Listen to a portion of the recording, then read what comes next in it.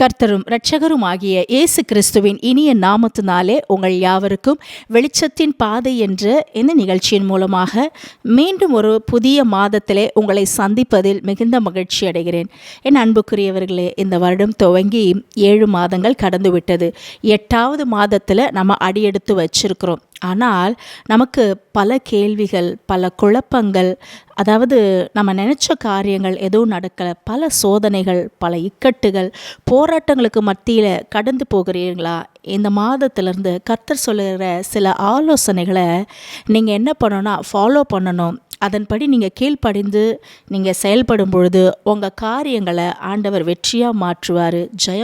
ஜெயம் பெற்றவங்களாக நீங்கள் மாறுவீங்க. அது மாத்திரம் இல்லை, உங்கள் ஜெபங்களுக்கெல்லாம் பதில் வரும். இந்த வருஷத்தில் நீங்கள் என்னென்னலாம் எக்ஸ்பெக்ட் பண்ணீங்களோ அதெல்லாம் சீக்கிரம் கையில் கிடைக்க முடியாத காரியங்கள் இருக்குது, பிரச்சனைகளுக்கு முற்றுப்புள்ளியே கிடைக்கல அப்படின்னு நீங்கள் நினச்சிங்கன்னா இந்த வழிகளை நீங்கள் ஃபாலோ பண்ணும் பொழுது நிச்சயமாக உங்களுக்கு ஒரு பதிலை கொடுக்கறது ஆண்டவர் நிச்சயமாக செய்வார்.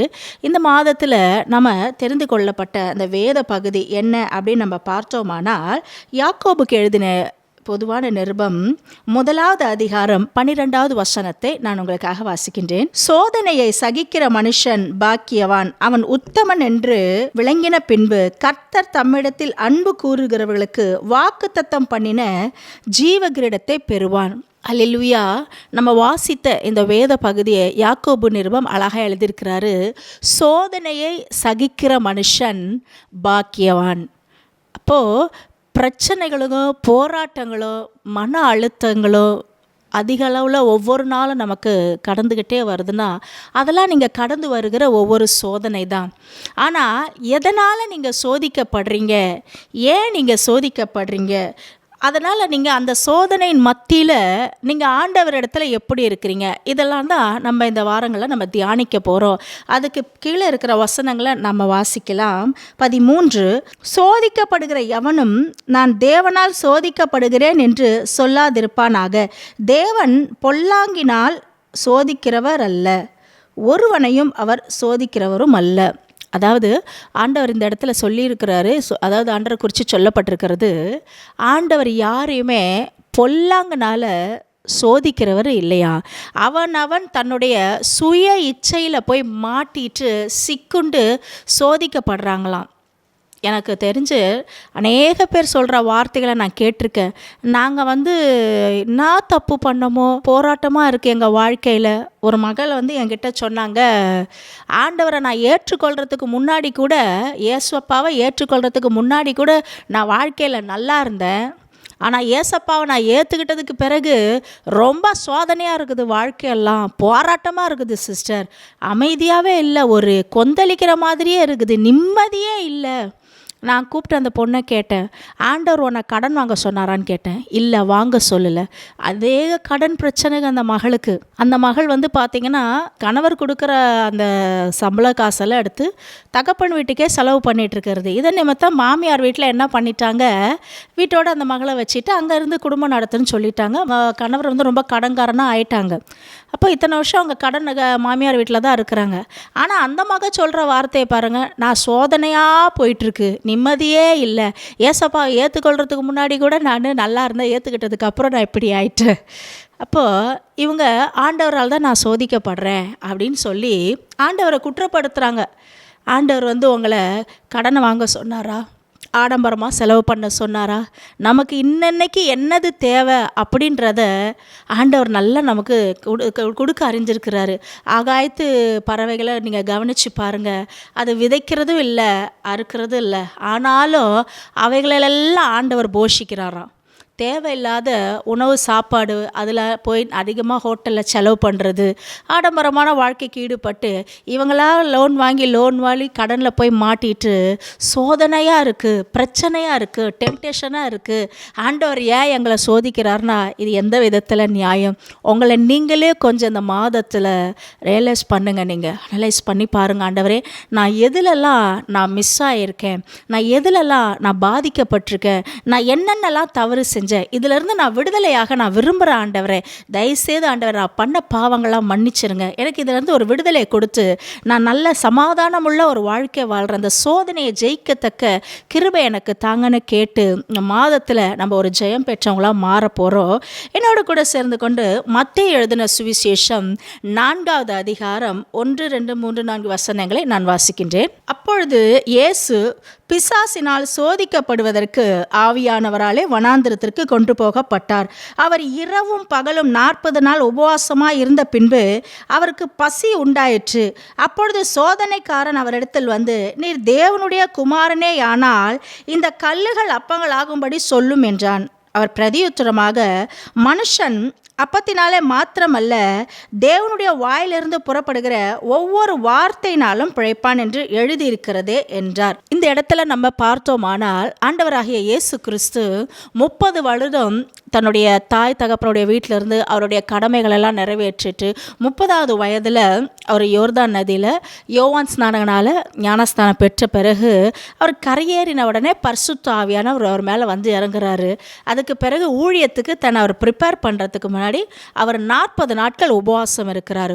உபவாச நேரத்தில் உங்களுக்கு சோதனைகள் வரும். நீங்கள் எதெல்லாம் உங்களுக்கு சோதனை வருது, அதாவது கடவுளாக நமக்கு சில காரியங்களை அனுமதிக்கும் போது அந்த சோதனையை நம்ம ஜெயிக்க முடியும்.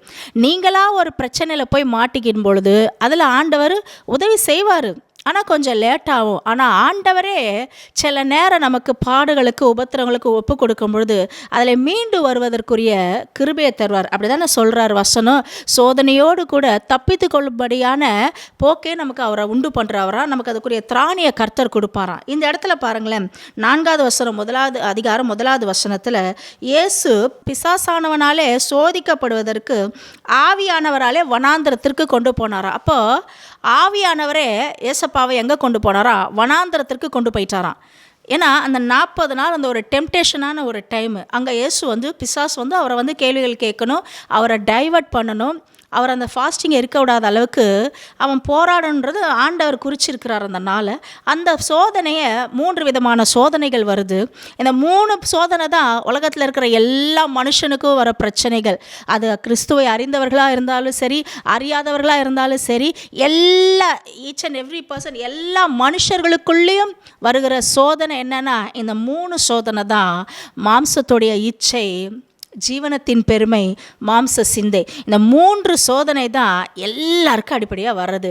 இதில் இயேசு எப்படி ஜெயித்தார்? இவர் ஜெயித்த பிறகு தான் ஊழியத்தில் போய் அவர் காலெடுத்து வச்சு அடுத்தடுத்து பிரசங்கங்களை அவர் தொடங்க ஆரம்பிக்கிறார். முதல்ல இயேசுக்கு வந்த சோதனை என்னன்னா மாம்சத்தினுடைய அந்த இச்சை. அப்பொழுது சோதனைக்காரன், இந்த 3வது வசனம் அழகாக எழுதப்பட்டிருக்கு, அப்பொழுது சோதனைக்காரன் அவரிடத்தில் வந்து, நீர் தேவனுடைய குமாரனே ஆனால் இந்த கல்லுகள் எல்லாம் அப்பங்கள் ஆகும்படி சொல்லும் என்றார். அவர் 40 நாள் ஃபாஸ்ட் பண்ணி முடிச்சதுக்கப்புறம் பசி உண்டாயிடுச்சு இல்லையா? அப்போ அவர் சொல்கிறாரு, பிசாசு வந்து நிற்கிறான், ஆண்டவரே நீங்கள் தேவனுடைய குமாரனானா இந்த கல்லுலாம் இருக்குது, நீங்கள் என்ன பண்ணுங்கள், மேஜிக் பண்ணி இதை அப்பங்களாம் மாற்றிடுங்க அப்படின்னு சொல்கிறாங்க. உடனே ஆண்டவர் சொல்கிறாரு, இந்த அப்பத்தினால நான் திருப்தியாக சாப்பிடணும் விரும்பலை, ஆண்டவருடைய வாயிலிருந்து புறப்படுற ஒவ்வொரு வார்த்தைனாலும் நான் பிழைச்சிக்குவேன். ஹல்லேலூயா, கர்த்தருடைய பரிசுத்த நாமம் மகிமைப்படுவதாக. இதுதான் ஒவ்வொரு விசுவாசிக்கும் ஒவ்வொரு ஊழியக்காரர்களுக்கு உள்ள பிரச்சனைகள். அப்பத்தை வச்சு ஒன்றுமே இல்லை அப்படி இல்லைனாலும் கூட என்னால் ஆண்டவருடைய வார்த்தை இருக்குது, அந்த வார்த்தையின் மூலமாக நான் பிழைச்சிக்குவேன் அப்படின்னு சொல்லிட்டு அந்த பிசாசானவரை அந்த இடத்துல ஆண்டவர் ஜெயிக்கிறாரு. இது என்ன அர்த்தம்னா, மாம்ச இச்சையை ஜெயிக்கிறது எப்படின்றது ஆண்டவர் அங்கே காமிச்சிருக்கிறார். அப்போ அந்த மாம்சத்தில் ஒரு பசி வருது அவருக்கு, அந்த பசியை அவர் கண்ட்ரோல் பண்ணணும். அந்த பசி நேரத்தில் போய் எடுத்துகிட்டு வந்து இந்த ஃபுட்டெல்லாம் இந்த கல்லை வச்சு நீ மேஜிக் பண்ணி இதை சாப்பிடு, என்ன நீ வந்து தேவனுடைய குமாரனால இதை செய். நம்ம அநேக நேரம் சொல்கிறோம், நம்ம ஆண்டோட ஊழியக்கார பிள்ளைகளாக இருந்தால் நம்ம என்ன பண்ணணும், ஆண்டவர் எனக்கு எப்படியாவது எடுத்துருந்து கொடுத்துடணும், நம்ம இதெல்லாம் செய்யணும். நான் நிறைய பேர் அப்படி டைலாக் சொல்கிறதெல்லாம் நான் பார்த்துருக்கேன். அந்த மாதிரிலாம் சில நேரத்துலலாம் நாங்கள் என்ன பண்ணுவோன்னா முழங்கால் படிட்டு ஜெபம் பண்ணுவோம், ஆண்டவரை விசுவாசிப்போம். அந்த பிரச்சனைகள்லேருந்து ஆண்டவர் மேற்கொள்ள எங்களுக்கு பலன் கொடுப்பார். சோதனைக்காரன் முதலாவது இந்த மாம்சத்தோட இச்சையை நம்ம ஜெயிக்கிறது எப்படின்னு ஆண்டவர் அங்கே காமிச்சிருக்கிறாரு. வேதத்தில் மாம்ச இச்சை வரும் பொழுது அதை ஜெயிக்க முடியாமல் விழுந்து போன ஒரு தேவனுடைய மனுஷனை குறித்து நம்ம இந்த இடத்துல பார்க்க போகிறோம். என்னோடு கூட சேர்ந்து கொண்டு 2 சாமுவேலின் புத்தகம் 11வது அதிகாரம் 1வது வசனத்திலிருந்து 5 வசனங்கள் வரை நான் உங்களுக்காக வாசிக்கின்றேன். மறு வருஷம் ராஜாக்கள் யுத்தத்திற்கு புறப்படும் காலம் வந்தபோது தாவீது யோவாபையும் அவனோடே கூட தன் சேவகரையும் இஸ்ரவேல் அனைத்தையும் அம்மோன் புத்திரரையும் அழிக்கவும் ரப்பாவை முற்றுகை போடவும் அனுப்பினான். தாவீதோ எருசலேமில் இருந்து விட்டான். ஒரு நாள் சாயங்காலத்தில் தாவீது தன் படுக்கையிலிருந்து எழுந்து அரண்மனை உப்பரிகையின் மேல் உலாத்தி கொண்டிருக்கும் போது ஸ்நானம் பண்ணுகிற ஒரு ஸ்திரீயை உப்பரிகையின் மேலிருந்து கண்டான். அந்த ஸ்திரீ வெகு சௌந்தரியவதியாய் இருந்தாள். அப்பொழுது தாவீது அந்த ஸ்திரீ யார் என்று விசாரிக்க ஆள் அனுப்பினான். அவள் எலியாமின் குமாரத்தியும் ஏத்தியனான உரியா மனைவியுமாகிய பத்சேபாள் என்றார். அப்பொழுது தாவீது ஆள் அனுப்பி அவளை அழைத்து வரச் சொன்னான். அவள் அவனிடத்தில் வந்தபோது அவளோடு சயனித்தான். பிற்பாடு அவள் தன் தீட்டு நீங்கும்படி சுத்திகரித்து கொண்டு தன் வீட்டிற்கு போனாள். வசனம் 5. அந்த ஸ்திரீ கர்ப்பம் தரித்து தான் கர்ப்பவதி என்று தாவீதுக்கு அறிவிக்கும்படி ஆள் அனுப்பினாள். நம்ம வாசித்த இந்த வேத பகுதியில் தாவீது ராஜாவை குறித்து சொல்லப்பட்டிருக்கிறது. தாவீதை எவ்வளோ யுத்தத்தில் ஆண்டவர் காப்பாற்றினார். எவ்வளோ போராட்டங்கள், 16 வருஷத்துக்கு மேலே வனாந்திரமாக அவர் காடு காடாக சுற்றினார். அதுக்கு பிறகு இஸ்ரவேல அவரை ராஜாவாக ஆண்டவர் உயர்த்தினார். எவ்வளோ ஒரு குவாலிட்டியான நிறைஞ்ச ஒரு ராஜா அவர். தேசத்து ஜனங்கள்லாம் தாவீதை குறித்து அவ்வளோ ஒரு பெருமையாக பாடுவாங்க. சவுல் கொன்றது 1000, தாவீது கொன்றது 10,000ன்னு சொல்லி அவ்வளோ பேர் புகழ் பெற்ற ஒரு ராஜா. திடீர்னு கொஞ்சம் என்ன ஆயிடுச்சுன்னு, அவருக்கு ராஜாக்கள் யுத்தத்துக்கு போகிற அந்த நாளில் இவர் என்ன பண்ணார், மாம்சத்துக்கு இடம் கொடுத்து கொஞ்சம் அசதியாக இருக்குது அப்படின்னு தூங்கிறதுக்கு போயிட்டார். தூங்கி எழுந்திருச்சு அந்த ஒரு சோம்பேறித்தனமாக இருக்கும் பார்த்தீங்களா, அப்படி இருக்கும்பொழுது அந்த மாடி உப்பரிகையில் அவர் உலாவும்பொழுது ஒரு பெண் குளிக்கிறத பார்த்துட்டு கண்ணு வச்சு அந்த இச்சையில் போய் விடுறாரு. இதுதான் மாம்சத்தின் இச்சை. யுத்தத்துக்கு போகிற காலத்தில் படுத்து தூங்கி எழுந்திரிச்சிட்டு இவர் உப்பரிகையின் மேலே நடந்துகிட்டு இருந்தால் ஆட்டோமேட்டிக்காக அந்த சோம்பேறித்தனம் வரும் இல்லையா? அப்போ என்ன ஆகும், நமக்கே தூங்கி எழுந்த பிறகு சில நேரம் அந்த ஒரு டயர்ட்னஸ் இருக்கும், சுறுசுறுப்பாக இருக்க முடியாது. அப்போ அவர் ஒரு ராஜானும் பொழுது எப்பேற்பட்ட இதில் தூங்கியிருப்பார். தூங்கி எழுந்திருச்சு, ஆகாசமாக எழுந்திருச்சு உப்பரிகையில் மேலே நடக்கும்பொழுது ஒரு ஸ்திரீயை பார்த்து கண்ணு வச்சுட்டு, அவர் இன்னொருத்தரோட மனைவி, அவங்க மேலே கண்ணை வச்சுட்டு என்ன பண்ணிட்டாரு, அவளை இச்சித்து தனக்காக அவர் எடுத்துக்கிட்டார். இது ஆண்டவருக்கு ஒரு பொல்லாத ஒரு காரியமாக பட்டுச்சு. அப்போது இது என்னத்தை குறிக்குது, ஆண்டவர் நாத்தான்வேல்ன்ற ஒரு தீர்க்கதரிசி அனுப்பி தாவீது இடத்துல பேசுகிறாரு. அவரோட தப்பை டைரெக்டாக சொன்னால் அவங்களுக்கு புரியாது. சில நேரம் பாருங்களேன், தப்பு பண்ணவங்க கிட்ட போய் நீ இந்த தப்பை பண்ணிட்ட அப்படின்னு டைரெக்டாக சொன்னால் அவங்க ஏற்றுக்கவே மாட்டாங்க. பதிலுக்கு நம்ம விரோதியாக நம்ம எழுப்பிடுவாங்க. ஆனால் செய்யாத தப்பை குற்றமாக சொன்னாக்க நம்ம அதை ஏற்றுக்கொள்ளணும்னு அவசியம் இல்லை. ஆனால் தாவீது தப்பு செஞ்சிட்டாரு, மாம்சத்தில் விழுந்துட்டாரு. அதுதான் பிசாசோடைய தந்திரம். இன்றைக்கும் அந்த வார்த்தை பேசப்படுதுன்னா, அப்பேற்பட்ட ராஜாவாக இருக்கிறவரோ ஒரு மாம்ச இச்சையில் என்ன பண்ணிட்டாரு, அவர் விழுந்து போயிட்டார். வேறொருத்தரோட மனைவியை என்ன பண்ணுறார், இச்சித்து எடுத்துக்கிட்டாரு. வேதம் சொல்லுகிறது பிறருக்குரிய யாதொன்றையும் இச்சிக்காத அப்படின்னு வேதம் சொல்லுது. ஆனால் ஒரு ராஜா இந்த காரியத்தை செய்கிறாரு. மாம்சத்தில் நமக்கு சில தூண்டுதல்கள் வரும் பொழுது, இச்சையான காரியங்கள் வரும் பொழுது என்ன பண்ணணும், அதை கண்ட்ரோல் பண்ணணும், அதை ஜெயிக்கணும். வசனத்தின் நிமித்தம் தான் நம்ம ஜெயிக்க முடியும். இயேசு அப்படி தான் ஜெயிச்சார். என்ன செஞ்சார், கல்லுகள் அப்பங்கள் ஆகும்படி சொல்லும். 40 நாள் ஃபாஸ்டிங் இருக்கிறோம். கொஞ்சம் யோசிச்சு பாருங்கள். நம்ம சபைகளில் உபவாச ஜெபம் நடக்கும்போது வெள்ளிக்கிழமை உபவாச ஜெபம் நடத்துகிறாங்க, சனிக்கிழமை ஃபாஸ்டிங் ப்ரேயர் நடத்துகிறாங்க, இல்லை செவ்வாய்க்கிழமை ஃபாஸ்டிங் ப்ரேயர் நடத்துகிறாங்கன்னா அந்த ஆஃப் டே நடத்துகிற அந்த 2 மணி நேரம் 3 மணி நேரம் அந்த ஃபாஸ்டிங் ப்ரேயருக்குள்ளே எத்தனை ஜூஸு குடிக்கிறோம், எத்தனை காஃபி குடிக்கிறோம், கொஞ்சம் யோசிச்சு பாருங்கள். சிலர்லாம் சொல்லுவாங்க, நார்மலாக 2 வடை மட்டும் சாப்பிட்டுட்டு வந்தேன் சிஸ்டர் அப்படின்வாங்க. அது என்ன ஃபாஸ்டிங்குன்னு நமக்கு தெரியல. நான் யாரையும் குற்றப்படுத்தலை, ஏன்னா எங்களுக்கு சுகர் இருக்குது அப்படின்றாங்க. 40 நாள் ஆண்டவராக இயேசு கிறிஸ்து உபவாசம் இருந்தார் ஊழியத்துக்கு போகிறதுக்கு முன்னாடி. இப்போ மாம்சத்தில் எப்படி ஒரு ப்ரெஷராக, லோ ப்ரெஷராக இருக்கலாம், தாகமாக இருந்திருக்கும். அந்த நேரத்தில் தன்னுடைய அந்த சரீரத்தில் இந்த இச்சையை அவர் நிறைவேற்றியே ஆகணும். அங்கே ஒரு சோதனை வருது. என்ன பண்ணுறா, பிசாசு சோதிக்கும் பொழுது அந்த இடத்துல வார்த்தையை கொண்டு ஆண்டவர் ஜெயித்தார். தாவீது அந்த வார்த்தையை ஆண்டவருடைய அன்பை ருசித்தவர், ஆண்டவரோட அன்பை மகிமையாக பாடினவர், இன்பமாக பாடினவர், சங்கீதங்களெல்லாம் ஆண்டவரை விவரித்து ரசித்தவர். இப்படிப்பட்ட ஒரு மனுஷன் ஒரு மாம்சத்துக்குரிய காரியம் விடும்பொழுது இச்சிக்கப்பட்டு விழுந்துடுறாங்க. இந்த நாட்களில் நீங்கள் ஏதாவது ஒரு மாம்சத்துக்குரிய காரியத்தில் இச்சையில் எதையாவது நீங்கள் விழுந்திருந்தாலும் இமிடியேட்டாக உங்களை நீங்கள் சுத்திகரித்து கொள்ளுங்கள். ஆனால் ஒன்றே ஒன்று ஆண்டவர் சொல்கிறாரு, நீங்கள் ஆண்டவர் தான் எனக்கு இதை அனுமதிச்சார் அப்படின்னு நீங்கள் சொல்லக்கூடாது. ஆண்டவரே, நான் தெரியாமல் இந்த தவறு பண்ணிட்டேன், இந்த இச்சையில் போய் நான் விழுந்துட்டேன் அப்படின்னு சொல்லிட்டு ஆண்டவர்கிட்ட இறக்கத்துக்காக ஜெபிக்கும் பொழுது உங்களை ஆண்டவர் நிச்சயமாக அந்த பாவத்திலேருந்து தூக்கி எடுப்பார். ஏன்னா தப்பு பண்ணுற எல்லாருமே சொல்கிற வார்த்தை என்ன தெரியுமா? நான் ஒரே ஒரு தடவை தான் நான் பார்த்தேன், நான் சாதாரணமாக தான் நான் பழகினேன், சும்மா தான் நான் பேசினேன். ஒரு முறை ஒரு மெசேஜில் நான் கேட்டிருந்த ஒரு சகோதரி பிரசங்கம் பண்ணும்போது, நான் அப்போ ட்ரைனிங்கில் இருந்தேன் பைபிள் காலேஜில். அப்போ அவங்க பிரசங்கம் பண்ணுறாங்க. ஒரு வாலிப மகள் செய்த ஒரு காரியத்தை ஓப்பனாக சொன்னாங்க. வாலிப மகள் என்ன பண்ணியிருக்காங்க, ஃபேஸ்புக்கில் ஒரு பையனோட கம்யூனிகேட் பண்ணி அவங்கக்கிட்ட பேசிக்கிட்டே இருந்திருக்காங்க. ரொம்ப வருஷமாக பேசிகிட்டு இருந்திருக்காங்க. வீட்டில் திருமண காரியம் ஒழுங்குபடுத்திட்டாங்களாம். அதனால் நான் எப்படி இவனை மிஸ் பண்ணுறதுன்னு சொல்லிட்டு இவங்க ஃபேஸ்புக்லேயே பேசுகிறது போல். நமக்கு அதை பற்றி அவ்வளோவா இன்ஸ்டாகிராம் ஃபேஸ்புக்கை பற்றி தெரியாது ரொம்ப. உடனே இந்த பையன் என்ன சொல்லியிருக்கான், சரி நான் அவனை கல்யாணம் பண்ணியிருக்கிறேன் வா அப்படின்னு சொல்லி கூப்பிட்டுருக்குறான். இந்த பொண்ணு எதையுமே பார்க்காம கண்மூடித்தனமாக அந்த ஒரு இச்சையாகப்பட்டது பாருங்களேன். பெற்ற தாய் தகப்பனை விட்டுட்டு அந்த இடத்துல என்ன பண்ணாங்க, சூட்கேஸில் எல்லாம் பேக் பண்ணிவிட்டு அந்த பையன் கூட நைட்டோட நைட்டாக கிளம்பி போகிறதுக்கு அவன் வீடு வரைக்கும் போயிட்டா. போய் ஏதோ ஒரு கொஞ்சம் தூரம் ட்ராவல் பண்ணி போட்டால் காலையில் தான் போய் சேர்ந்துருக்கா போல். அந்த பையனை போய் பார்த்துருக்கா. போய் பார்த்தா அந்த பையனுக்கு கிட்டத்தட்ட ஒரு 50 வயசுக்கிட்டே இருக்குமா. எப்படி இருந்திருக்கோம் யோசிச்சு பாருங்கள். இந்த பிள்ளைக்கு ஒரு 23, 24 வயசு. பெற்றோர்களை விட்டுட்டு யாரோ ஒருத்தன் ஃபேஸ்புக்கில் ஃப்ரெண்ட்ஷிப்பாக வந்தா, அவங்ககிட்ட கொஞ்ச நேரம் பேச ஆரம்பித்தது, பல வருஷம் பேச ஆரம்பிச்சிருக்கிறா. கடைசியில் என்ன ஆயிடுச்சு, ஒரு நாள் அது இச்சையானது பாவம் தரித்து என்ன ஆயிடுச்சு, கடைசியில் அது கர்ப்பம் தரித்து அது பாவத்துக்குள்ளே கொண்டு போயிடுச்சு. அந்த பிள்ளை பெத்த தாய் தகப்பன் பேரண்ட்ஸ் யாரையுமே நினைக்கல. சூட்டோட சூட்டாக சூட்கேஸில் எல்லாம் பேக் பண்ணிவிட்டு அவனை கல்யாணம் பண்ணணுன்றதுக்காகவே அடுத்த நாள் போய் நிற்கிறாளாம். அவள் 50 வயசு கிழவனான்.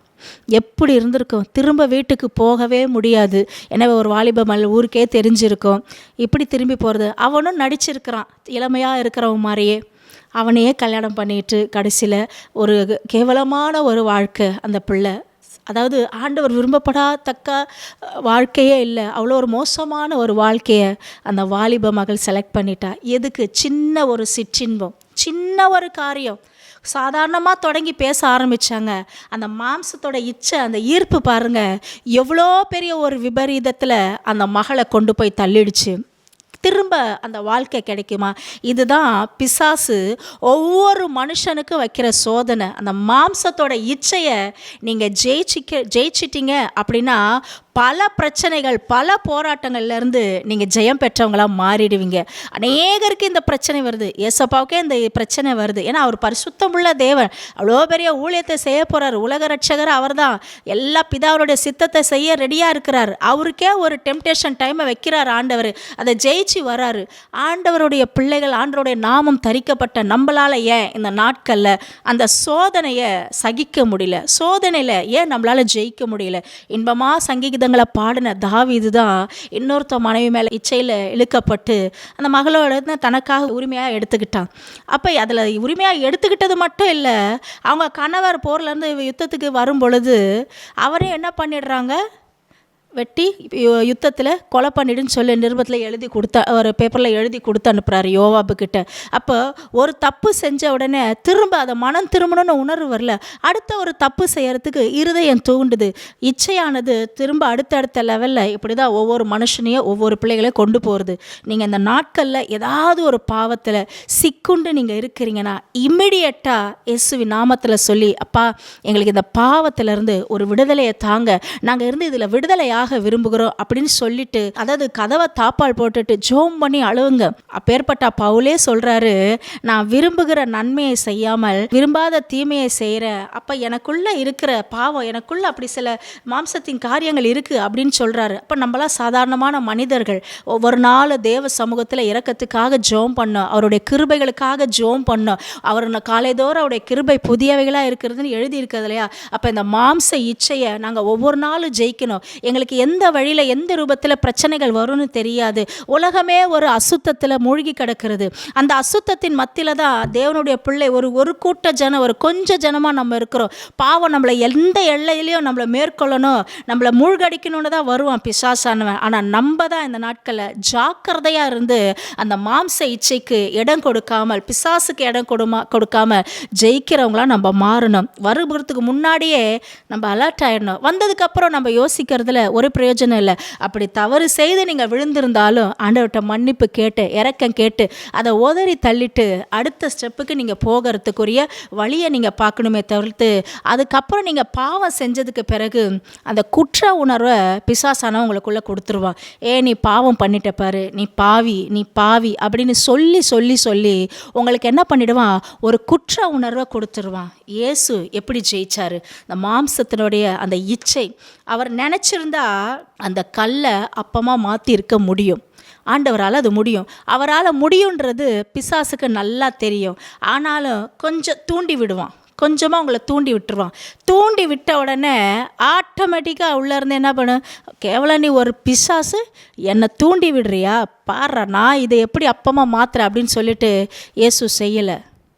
அழகாக ஒரு பதில் சொல்கிறாரு, மனுஷன் இந்த அப்பத்தினால தான் நான் பிழைக்கணும்னு அவசியமே இல்லை. ஆண்டோட வார்த்தையிலேருந்து என்ன பண்ணுவேன், ஒவ்வொரு வார்த்தைனாலும் என்னால் பிழைக்க ஆண்டவர் எனக்கு பலன் கொடுப்பார். ஹல்லேலூயா. இந்த நாட்களில் பிசாசு உங்களை தூண்டி விடுறதுக்கு வருவான், உங்கள் மாம்ச இச்சையை தூண்டி விடுறதுக்கு வருவான். நீங்கள் உங்கள் வாயிலிருந்து வார்த்தை புறப்படணும், அந்த வார்த்தையை வச்சு பிடிச்சிட்டு உங்களை பிரச்சனைக்குள்ளே தள்ளணும். நீ ஒரு வார்த்தை பேசுறியா, அதாவது நமக்கு பிரச்சனைலாம் வரும்பொழுது பாருங்களேன், பெரிய போராட்டம் வரும், நீங்கள் அமைதியாகவே இருப்பீங்க. ஆனால் எதிர்க்க இருக்கிறவங்க உங்களை தூண்டி விடுற மாதிரி பேசுவாங்க. நீங்கள் வாலண்டரியாக சண்டை போட்டு இழுத்து உங்களை தூண்டி விடுற மாதிரி உங்கள் வாயின் வார்த்தைகளை பிடுங்கிறதுக்கு பிசாசு நிற்பான். நீங்கள் ரொம்ப ஜாக்கிரதையாக இருக்கணும். சரி, நீ என்ன வேணாலும் சொல்லிக்கோ, நீ எப்படி வேணாலும் இருந்துக்கோ, ஆனால் நான் வாயை திறக்க மாட்டேன். என்னை பலப்படுத்துகிற கிறிஸ்துவினாலே எல்லாவற்றையும் செய்ய எனக்கு பலன் உண்டு அப்படின்ற வார்த்தையின்படி அமைதியாக வாயை மூடிட்டு அமைதியாக இருக்கிறோம். ஏன்னா சோஷியல் மீடியாவில் அவ்வளோ காரியங்கள் இருக்குது. எங்கே திரும்பினாலும் வலைத்தளங்கள் இல்லாமல் இல்லை. அப்படிப்பட்ட ஒரு சூழ்நிலையில் திரும்புகிற இடம்லாம் பாவம் பெருகி இருக்குது. நம்மளுக்கு எந்த ரூபத்தில் பிசாசு வந்து யார் அனுப்பி நிற்பானோ தெரில. பிரச்சனை பண்ணுறாங்களா, அமைதியாக இருந்துக்கோங்க. கேவலமாக பேசுகிறாங்களா, அமைதியாக இருந்துக்கோங்க. நீங்கள் செய்யாத தப்பை செஞ்சேன் அப்படின்னு சொல்லி குற்றப்படுத்தினா கூட அமைதியாக இருந்து நீங்கள் பாக்கியவன்களாக இருங்க. என்னை பொறுத்த வரைக்கும் நான் அப்படி தான் சொல்வேன். பிசாசுக்கு இடம் கொடுத்து நான் யார் தெரியுமா, என்னை பார்த்து இந்த வார்த்தை கேட்டு அப்படின்னு கொஞ்சம் டெம்டேஷன் ஆகிட்டிங்கன்னா அந்த மாம்சத்தோட அந்த இச்சையை நீங்கள் தோற்று போயிட்டீங்கன்னு அர்த்தம். அதுதான் பிசாசுக்கு வேணும். நீங்கள் இந்த நாட்களில் ஜெயிக்கிறவர்களாக மாறணும். மாம்சத்தோடைய அந்த இச்சையை நீங்கள் ஜெயிக்கிறவங்களாக மாறணும். இன்றைக்கி நீங்கள் வந்து இவ்வளோ தவறுகள், அதாவது நான் எல்லாருக்கிட்டையும் ஒரு இது ஆலோசனையாக சொல்கிறது இப்படி தான். ஒவ்வொரு பிள்ளைகிட்டே கேட்பேன், எவ்வளோ நேரம் நீ ஜெபம் பண்ணேன் அப்படின்னாக்கா, நாங்கள் ஜெபிக்கவே முடியல. சரி, எவ்வளோ அதிகாரம் வாசிக்கவே முடியல. அதுக்காக நான் அவங்ககிட்ட கோச்சிக்க மாட்டேன். ஒரு நாளைக்கு இவ்வளோ அதிகாரம் படி, ஒரு அதிகாரம் படி, 3 வேளை சாப்பிட்றல்ல, ஒரு அதிகாரம் படி. அந்த அதிகாரம் நீ படிக்கும் பொழுது என்ன ஆகும், அந்த ஹோல் டேக்கு தேவையான ஒரு ஃபுட்டு உனக்கு, ஸ்பிரிச்சுவல் ஃபுட்டு உனக்கு கிடைக்கும். அது போதும் அப்படின்னு நான் சொல்லுவேன். சரிங்க காணு, கஷ்டப்பட்டு சொல்லி இன்றைக்கி அவங்களாம் 2-3 அதிகாரம் படிக்க வைக்கிறாங்க. அப்போது அந்த நாளுக்குரிய அந்த ஸ்பிரிச்சுவல் வார் அவங்க என்ன பண்ணுறாங்க, ஃபேஸ் பண்ணுறாங்க. பிரச்சனை வரும்போது ஆவியானவர் அவங்களுக்கு பலன் தர்றாரு. வேதத்தினுடைய அதிகாரங்களை தியானிங்க. உங்களுக்கு பிரச்சனை போராட்டம் வரும்பொழுது ஆண்டவர் வார்த்தையின் மூலமாக உங்களுக்கு உள்ளத்திலேருந்து வெளிப்படுவார். அந்த சோதனையை நீங்கள் சகிக்கணும். அந்த சோதனையை நீங்கள் ஜெயிக்க உங்களுக்கு பலன் தருவார். மாம்சத்தின் இச்சையை நீங்கள் ஜெயிக்கிறவங்களா இந்த நாளில் மாறணும். 1 கொரிந்தியருக்கு எழுதின நிருபம் 10வது அதிகாரம் 13வது 4வது வசனத்தை நான் உங்களுக்காக வாசிக்கின்றேன். மனுஷருக்கு நேரிடுகிற சோதனையே இல்லாமல் வேற சோதனை உங்களுக்கு நேரிடவில்லை. தேவன் உண்மையுள்ளவராய் இருக்கிறார். உங்கள் திராணிக்கு மேலாக நீங்கள் சோதிக்கப்படுகிறதற்கு அவர் இடம் கொடாமல் சோதனையை தாங்கத்தக்கதாக சோதனையோடு கூட அதற்கு தப்பித்து கொள்ளும்படியான போக்கையும் உண்டாக்குவார். ஹல்லேலூயா. அப்போ கர்த்தருடைய பரிசுத்த நாமம் மகிமைப்படுவதாக. மனுஷனுக்கு வர்ற சோதனை எல்லாமே ஒரு பெரிய சோதனை ஆண்டவர் நமக்கு அனுமதிக்கல. யோபு என்கிற ஒரு பக்தனை குறித்து நமக்கு எல்லாருக்கும் நல்லாவே தெரியும். பிசாசானவனே போய் டைரெக்டாக தேவ சமூகத்தில் என்ன கேட்குறான், நீங்கள் சுற்றி அவரை வேலி அடைச்சிருக்கிறீங்க, அவரை என் கையில் கொடுங்க, எல்லா வேலி பாதுகாப்பெல்லாம் எடுத்துருங்க, என் கையில் கொடுங்க, நான் சோதிக்கிறேன். அவரை மறுதளிச்சிட்டு நீங்கள் போயிடுவான், உங்களை முகத்துக்கு தூஷிச்சுட்டு போயிடுவான். இதுதான் இந்த நாட்களில் சோதிக்கப்படுறவங்க செய்கிற வேலை. சோதனை பிரச்சனை நீங்கள் வந்துடுச்சுன்னா உடனே என்ன பண்ணிடுவீங்க, ஆண்டவர் ஏன் எனக்கு இதை அனுமதிச்சாரு, நான் ஏன் தான் கிறிஸ்தவராக மாறணும்னா, சபைக்கு ஏன் தான் போனேன்னா, சபைக்கு போனதுலேருந்து தான் அந்த பிரச்சனை. இல்லை சபைக்கு போக போக தான் உன்னை பரிசுத்தமாக மாற்றிட்டு இருக்கிறார் ஆண்டவர். களிம்பு நீங்கள் உன்னை சுத்திகரிச்சிட்டு இருக்கிறாரு. நீ சபைக்கு போன உடனே உன்னுடைய பழைய வாழ்க்கையை குறித்து தூண்டி விடுறதுக்கு பிசாசு வருவான் அந்த இடத்துல. அப்போ என்ன ஆகும், அந்த டெம்டேஷன் வரும்போது, ஐயோ நான் சர்ச்சைக்கு போயிருக்கேனே, நான் எப்படி கோவப்பட்டு நான் பேசுறது அப்படின்ற ஒரு உணர்வு உனக்கு வரும். இது இந்த நாட்களில் இருக்கிறவங்களுக்கு தெரியல. யோபுக்கு அப்படி தான் வந்தது. எல்லா ஆஸ்திகளையும் இழந்தார், 10 பிள்ளைகளை இழந்துட்டாரு, எல்லாமே இழந்து ரோட்டில் ஒரு சொறி பிடிச்சவர் மாதிரி ஓட்டாண்டிய மாதிரி தட்டு ஓட வச்சு சுரண்டிக்கிட்டு இருக்கிறாராம். எவ்வளோ ஒரு கேவலமான நிலைமை. நம்மளா இருந்தால் என்ன சொல்லுவோம், என்ன பாவம் பண்ணானோ இப்படி வந்து உக்காந்துருக்கோம். கிடையாது, ஆண்டவரே அவருக்கு அனுமதிச்சார்.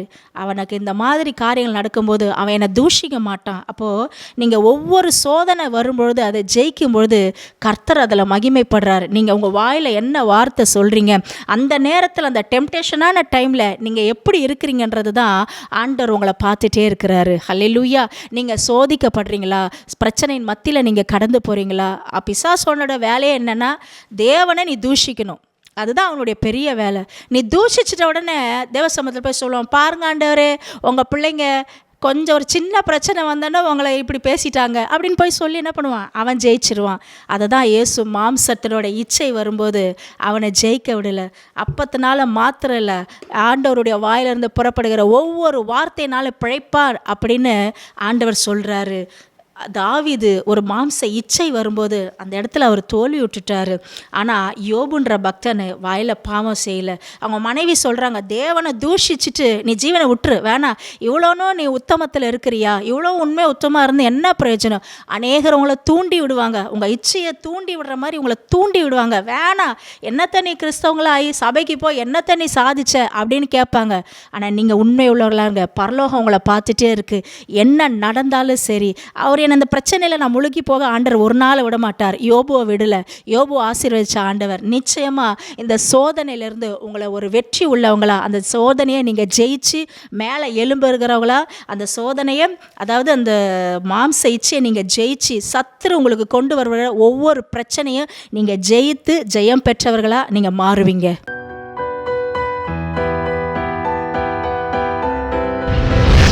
கர்த்தர் உங்களை ஆசீர்வதிப்பாராக.